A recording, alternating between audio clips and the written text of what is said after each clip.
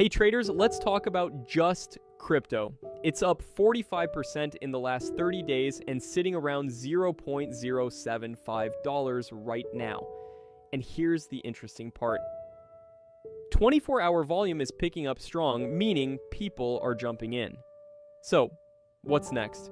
Another pump incoming? Or just a trap before a pullback? Here's the quick take. If volume keeps rising, we could see a breakout.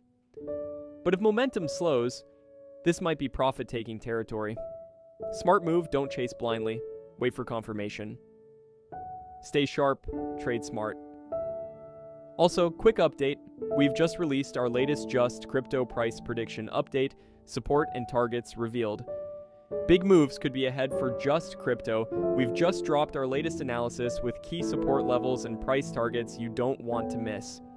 If you'd like deeper insights, check out our Patreon page, link in description and comments. There's also a starter plan available for just $10 if you want to try it out. Got a specific chart you want analyzed? Feel free to DM me anytime, happy to take requests. Catch all the details via the link below. Disclaimer, please do your own research. This content is for informational purposes only and is not financial advice.